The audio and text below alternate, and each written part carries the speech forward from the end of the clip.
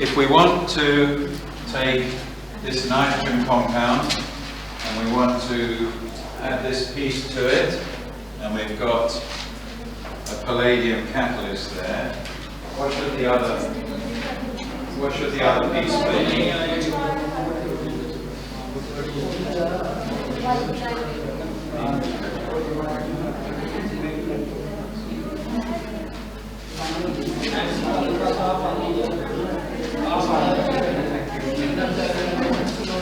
So what do you think?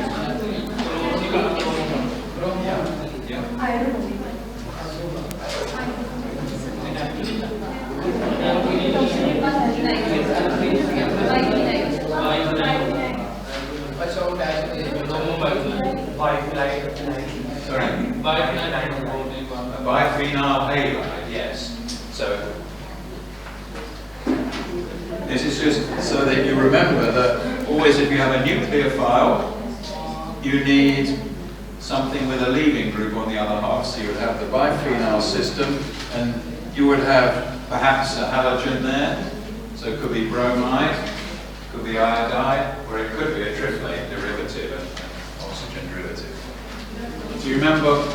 We won't look at the mechanism, but just so that you could, to point you back towards the right catalytic cycle, which kind of reaction is that, as your reminder? Buchwald-Hartwig reaction, yes. So, Buchwald-Hartwig reaction, that was yesterday morning. I'll find it. I sent all of yesterday's files and today's files to Professor Singh last night, but he had once again he had problems with the internet at his home. So has he sent them out yet or not? Yes, sir. Okay, so it is there. It's in.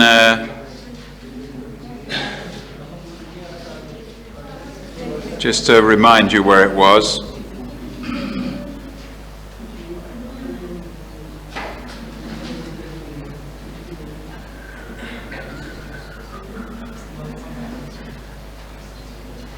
It was in lecture 10.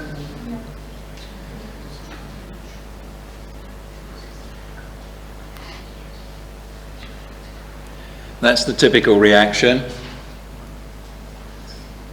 at the top there.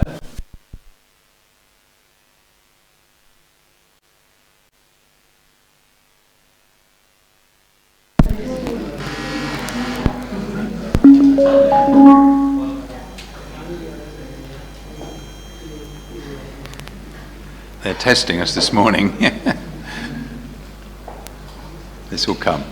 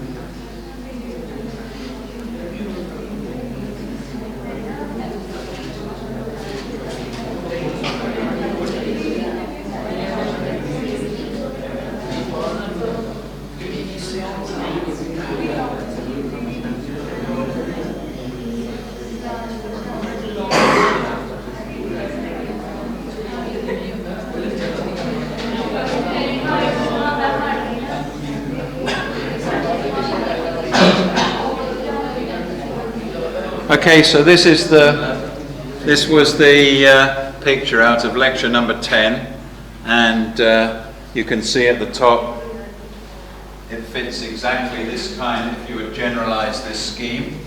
And if you look on the next, if you were to look on the next slide, you'll see there were two suggested mechanisms which Professor Hartwig says are both running, but it's they're on this, so they were on this page and the next page. But basically, you're doing an oxidative addition to get your, in this case, AR would be biphenyl in this problem, attached to palladium 2. You would then overall, your displace the X with the amine by adding a base as well, which is either eliminating H from the amine and X from the complex to make the nitrogen complex, or the alkoxide is substituting in first, and then that is being displaced by the amine. So that was where this one came from. So I just want to use that as essentially as a reminder of how you would do this one. Now I know it says there, let's do a full mechanism, but I don't know that I'm not going to make you draw out the full cycle, as long as you realize that that's what is happening. So if you want to join a nitrogen to an aromatic system, then you need the aromatic system has to have a leaving group like a halide, and then it fits into the Buchwald-Hartwig set. Okay.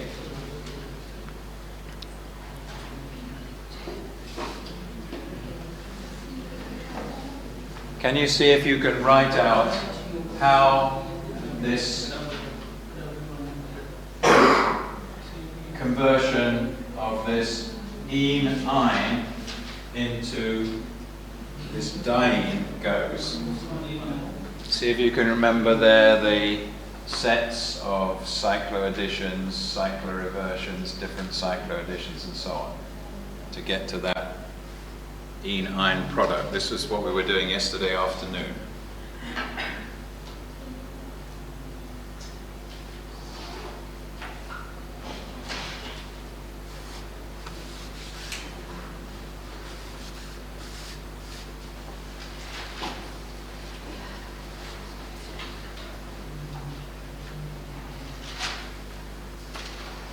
So for the Grubbs catalyst, I would just draw ruthenium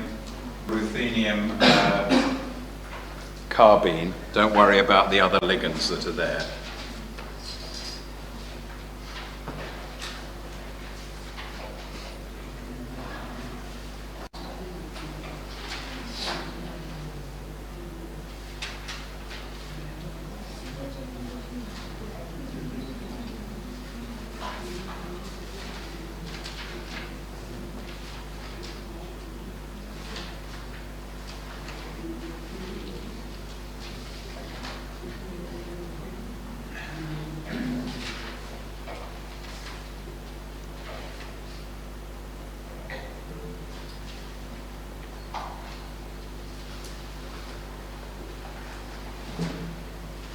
Remember, your ruthenium carbene is likely to add to the alkene first.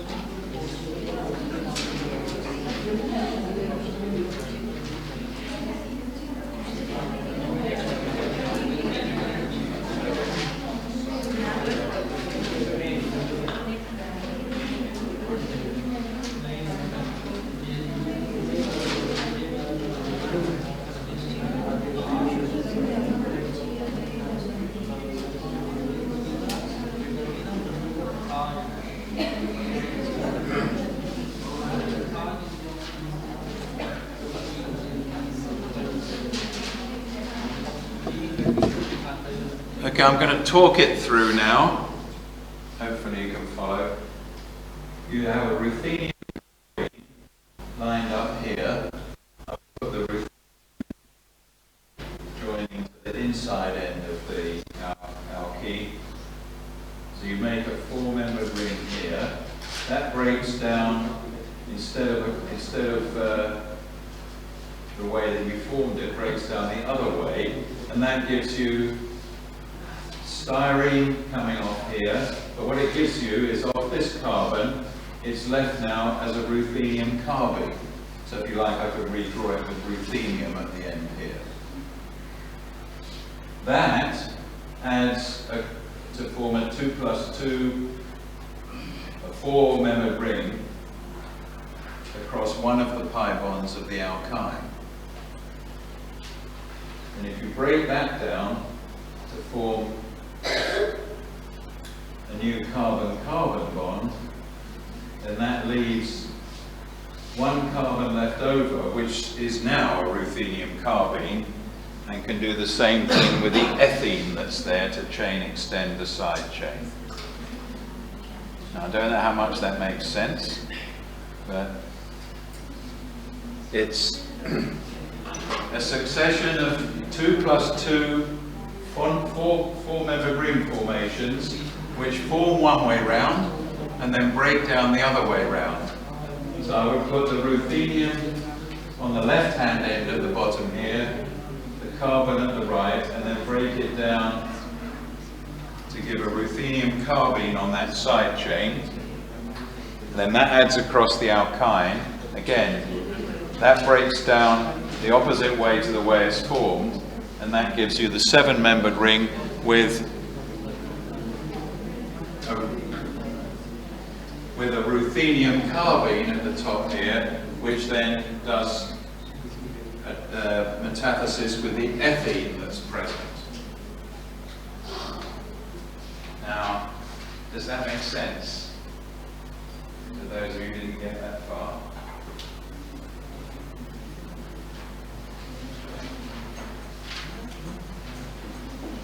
With all of these metathesis sequences, it's always taking a ruthenium carbene and adding it to form a 4-membered ring with one of your multiple bonds. You add it one way and then you break the 4-membered ring down the opposite. You form 2 bonds to make the 4-membered ring, then you break the other 2, break it down, and then just keep going that way. If you have a look back at the general schemes, you'll see how that happens. In fact, let me find it.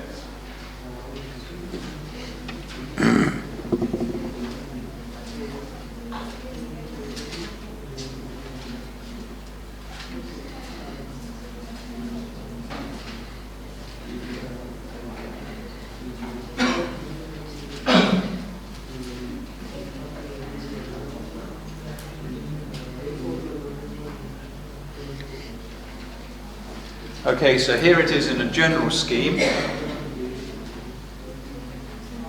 You've got some linking groups.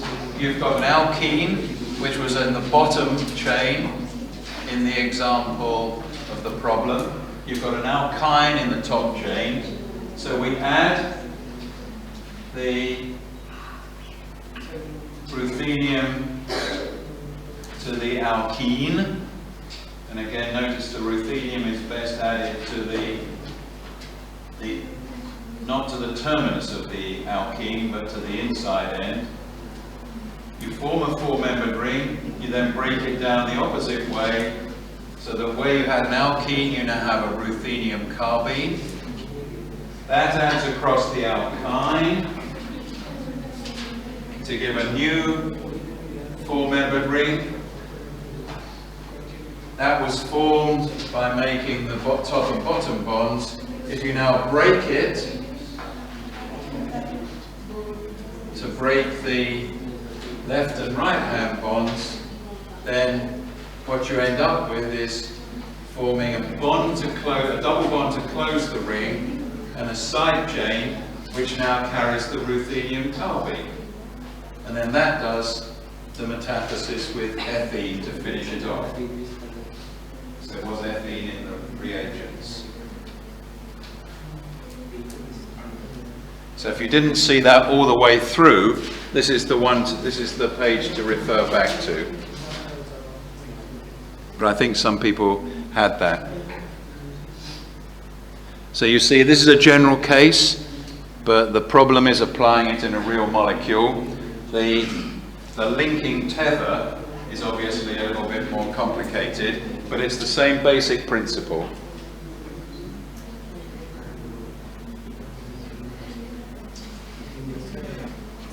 There it is. Alkene, alkyne, linking groups. So the key is to remember always that you have a ruthenium carbene, a ruthenium double bond to a carbon of some sort to start this off, and just keep adding that to alkenes. Add it one way to form a four-membered ring, break down the four-membered ring the other way, add it to something else, break it. So you just keep going like that. So even if you've never seen the reaction before, if you remember the basics of the sequence, you should be able to follow it through, hopefully. Now we won't bother with the conversion of A to C there, but let me find another problem now. Okay, now this is a big ring molecule made by Professor Nicolau, whose name we've seen already in the endiandric acids one. Look at what's happening.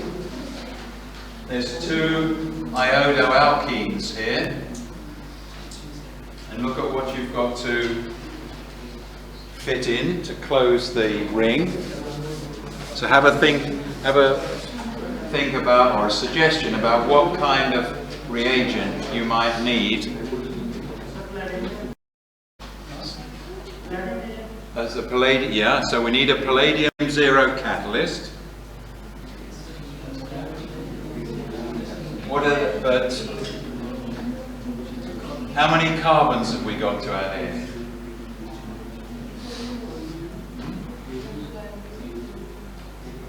How many carbons are missing? 2, yeah. Then which are conveniently numbered 19 and 20 in the product. So if you look, that's a triene system in the product. We've got a diene, we've got 2 alkenes in the precursor. So we can't join them directly because otherwise we'd end up with a diene. So we need to be able to put 2 carbons in there. So what would you suggest as a way of those 2 carbons to join?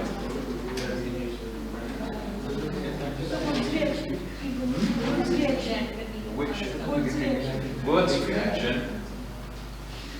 Oh, we haven't talked about that this week.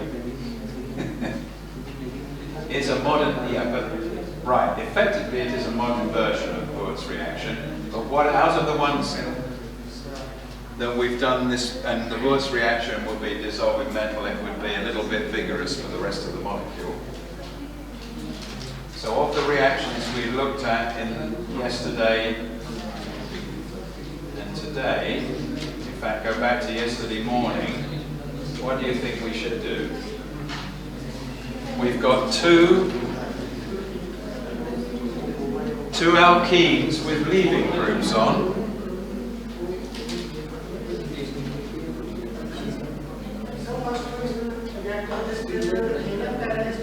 Sorry? Yeah, with the palladium catalyst.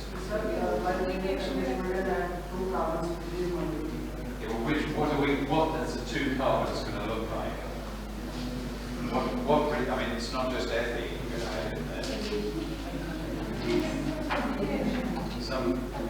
Right, a coupling reaction. Well, what would we need for the? Give me some suggestions for what we could use for the 2 carbons of the coupling reaction. Sorry. We've already got the halides.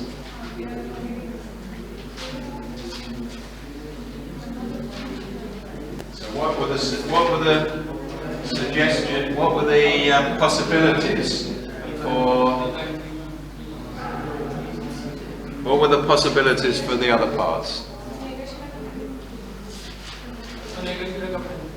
No, that's for alkynes. Here's you're getting, yeah. We want to put an alkene into the middle there. But what would we need on the alkene to make it couple to an alkenyl iodide? Could use we could use a magnesium one. That will be the Kumada reaction. What else did we see?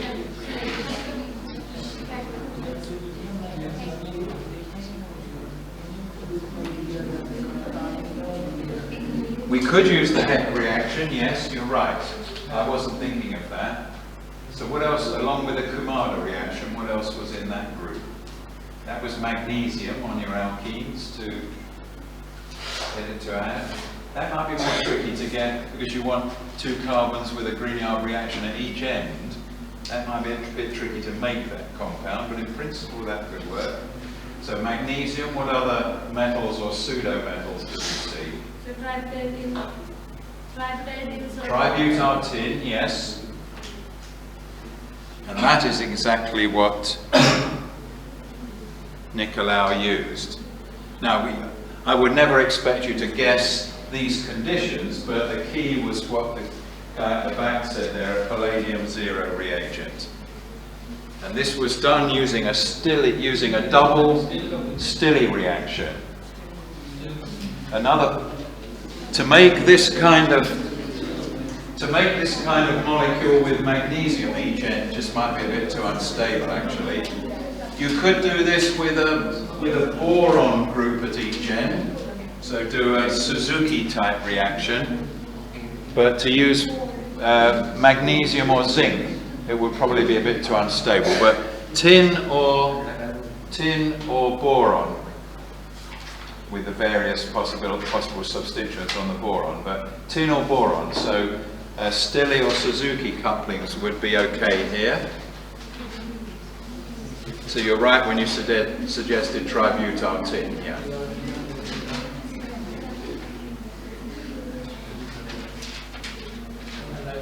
Now, notice the yield of this reaction is not fantastic, but when you think about forming that big ring, it's perhaps not too surprising that this is not very high yield.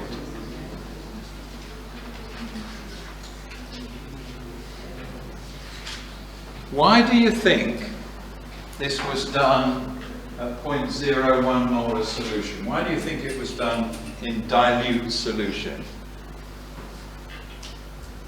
Because polymerization was weakness. Yeah, because otherwise, if it was not in high dilution, then you do, let's say one coupling happened, then you've got this joined to that, you've got the other end ready to couple. Maybe it couples with not this alkenyl iodide, but one in the next door molecule. So, and then that goes on and you end up with a polymer. What you want to make sure is the thing it meets first, once you've done one of the 2 couplings, the thing it meets first is the other alkenyl iodide. So often with these large ring systems, forming in the large rings, you need to do it in high dilution because there's too much flexibility, so you need to make sure that the chance of it meeting another molecule is lower than the chance of meeting the other end of the same molecule. So that's why this is done in high dilution, and that's another contributing factor to a lower yield. There may be some polymer there. I'd have to go back to the original paper in 1993 to find out whether there was polymer or other side products formed. So I think that's, I call it a stitching step because that's what Nicolau called it. He made the thing and then he stitched in at the final piece. So you see 2 alkenyl iodides there. You should think of a coupling reaction, as somebody said. We've got the leaving group, so we need the organometallic bit on the other end. So tin or boron will be good because you're likely to be able to form that in stable form. and then you need some kind of palladium zero catalyst. And I suspect a lot of catalysts were tried before coming up with that one. That's actually a palladium 2 catalyst, and that is that is reduced by the tertiary amine base, Hunig's base. And if you look in some textbooks, you'll find out how tertiary amines can do a reduction of palladium 2. The thing that the tertiary amines can get oxidized to an imine. It's a very hairy mechanism, but it is known that that will happen. Like triphenyl phosphines can reduce palladium 2 to 0, amines can do it as well. So it is still a palladium 0 process. But you look at those conditions, you can imagine quite a lot of things were tried before that one was arrived at. Okay, so you see 2 alkenyl iodides, so you should be thinking of a coupling reaction and some sort of palladium 0 catalyst. Okay, look at that one, and again, this is a little bit less complex.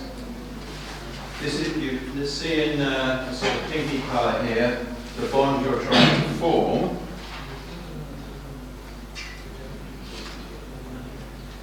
So what would be the 2 components you would need to do that via a Suzuki-Miura coupling?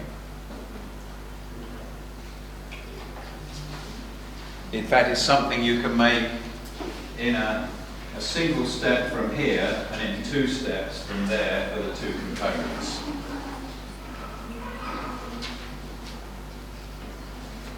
So it's another coupling reaction.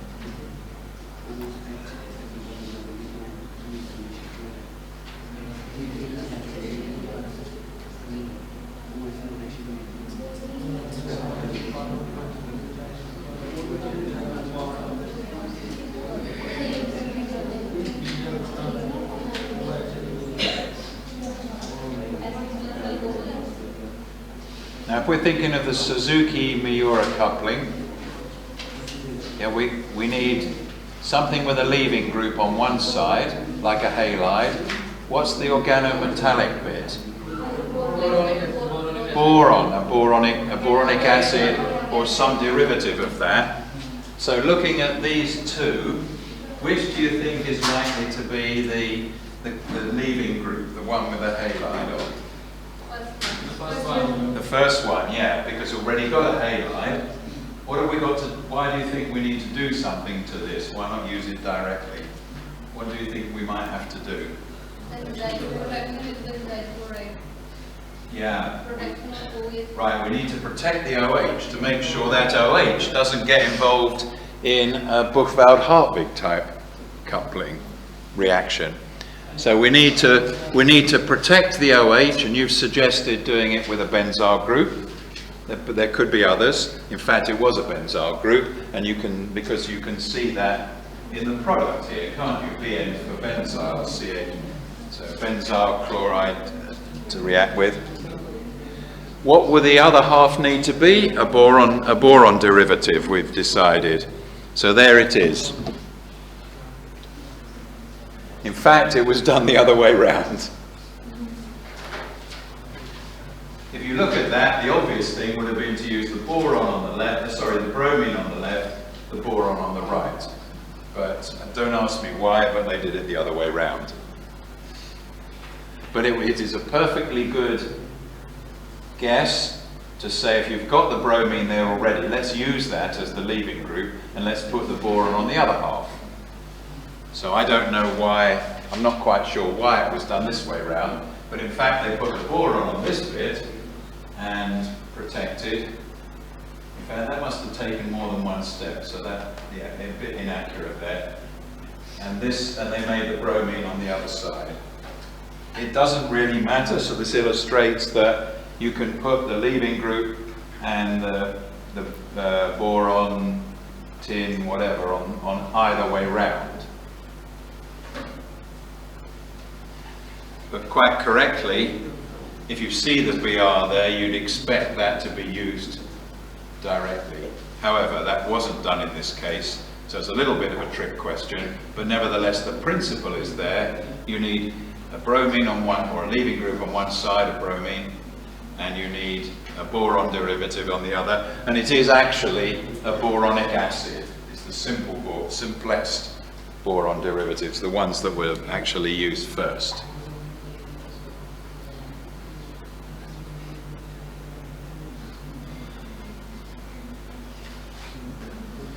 And we do need to protect the OH group in the phenol, and you suggested that. Okay, so yes, it's the opposite way round to the way I would have predicted if I hadn't seen the answer before. It's the opposite way round to what you predicted, but that doesn't mean you're wrong. It just means they chose to do it the other way round.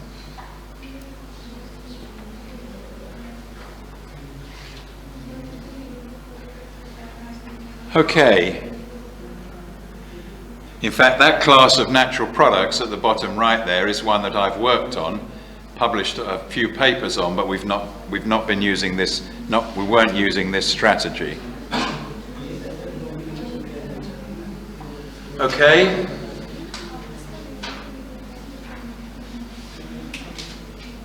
Here's another one. Actually, I've written what is the coupling reaction. Strictly speaking, it's not a coupling reaction, but what is the organometallic reaction here?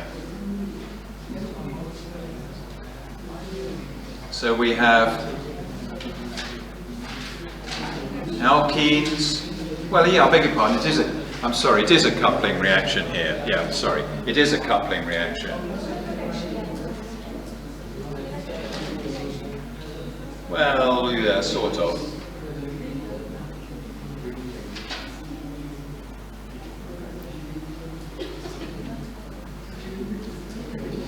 I guess it's not, yeah, okay. I suppose formally it's not a coupling. What were you suggesting earlier for one of the earlier ones? A Heck reaction, yeah. So that's so this is where the palladium will first add. It will add to that nearest double bond.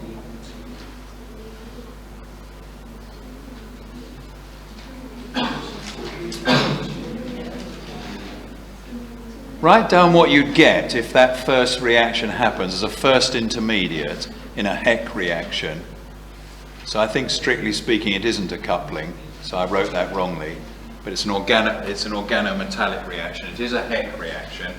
Write down what you get if you have palladium inserting into the where the triflate is, and then your organopalladium intermediate adds to the nearest double bond.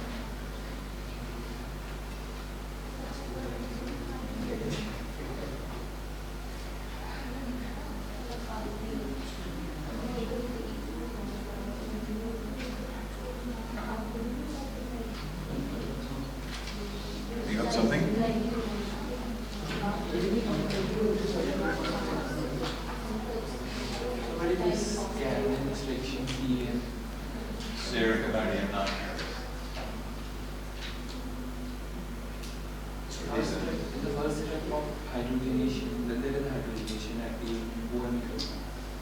This was hydrogenation. Oh. Using radium and the catalyst in the second step. This question is what is GNDUGIAN? It's an oxidation. It's an oxidation. It would.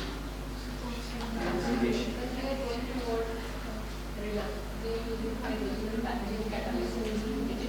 Yeah, that's the wrong one because I'm sure if this is methoxy, I need to check that out because it must be removed. So the ceric ammonium nitrate is oxidizing the double phenol to the quinone. So I'm not quite sure why hydrogenation is removed. Well, it makes me suspect that this should be negative. But it's I'm interested in the intermediate levels. I need to check that actually whether that protecting group is right. I would say hydrogenation is to remove the phenols.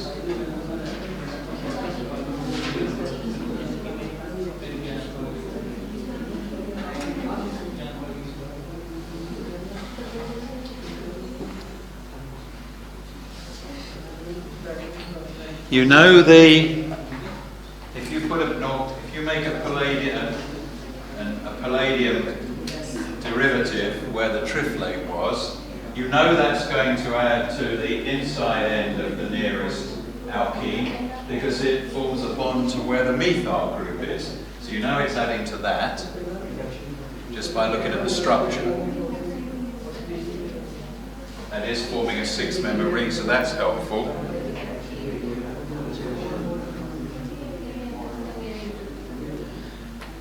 And of course, when it does that, it adds across what was the double bond there. The carbon group adds at one end, the palladium group adds at the other in a Het reaction. Those two, if you want stereochemistry, they add on the same face as each other.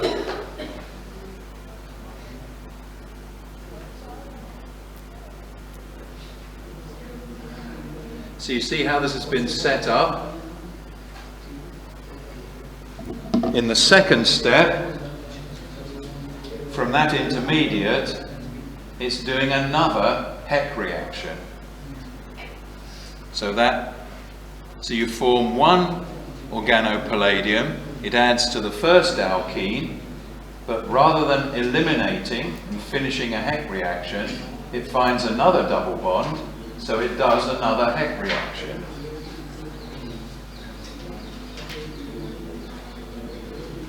So the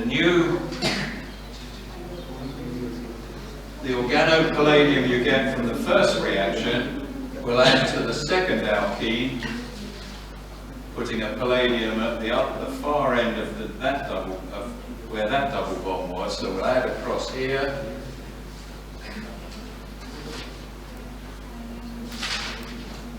But then there'll be two hydrogens on the top position of the ring. So one of those will be aligned to where the palladium is to do a syn elimination and give the double bond in the product. The people at the front here were querying what the subsequent steps are. It looks a bit suspicious to me, but these two methoxy groups must become two phenols, and then ceric ammonium nitrate, CAN, is there to oxidize the diphenol to the quinone. I'm a bit suspicious as to whether these methyl groups are correct, but I'm interested really in the coupling part, or the organometallic part of it. So palladium insertion into the aromatic ring to triflate bond gives you an organopalladium there. That adds across the alkene in a Het reaction where the organic bit adds at one end, the palladium bit adds at the other end. That forms this orangey coloured bond, gives you a new organopalladium. In fact, it can't eliminate, there are no hydrogens on the next door position. So it couldn't finish off a normal heck reaction. It has to be looking for something else to do. And here's another double bond for it to add to. And then it can eliminate to give the double bond back again.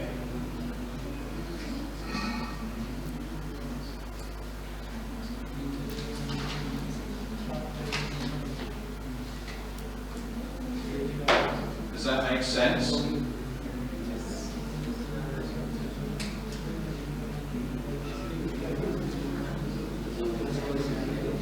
Notice the simplification, and you can remember this when you draw these mechanisms. We don't really know what ligands are left around the palladium at that point in the reaction. So we just opt out of being exact there, and we just put L for ligand n times, meaning n is a number, we don't know what it is. You'll often see that in these cases because very often you have no idea in the intermediates what ligands are actually around the palladium. In fact, it may be more than one variation there.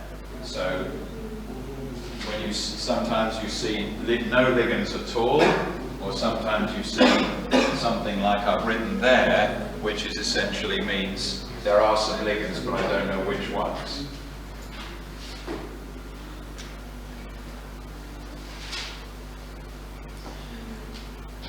Okay, so that's, in fact, I think that's my last problem. So that's about when I said, I told Professor Singh I'd finish about 12:30, so that's okay.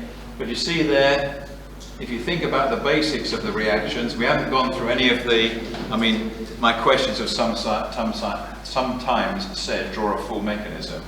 And yes, you can go back to those catalytic cycles we showed and so on.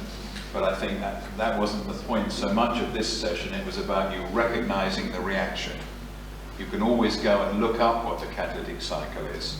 Well, not always, it depends if you're in an exam or not, but generally speaking, in real life, in a lab, if you're not sure about the mechanism, you can go and you can look it up somewhere, as long as you recognize what the reaction is. And that's what we've been trying to do here, to see what components you need. Okay, so that's actually the end of the course as such. There will be a 45-minute test this afternoon. You will have to write some things down. So I've got a question on each of the three topics: pericyclic reactions, reactive intermediates, and organometallics. 15 minutes on each. We'll put them up on the screen, and then after 15 minutes I'll change to the next one and so on. It doesn't require you to write an awful lot, so do think about it, and then write a little bit of an answer, but not too much, and then we'll see after that how you do. So that's all that's left to do now, and then eventually Professor Singh will give you a certificate if he thinks you're worth it. Give you a certificate. Okay, so break. See you at 2 o'clock.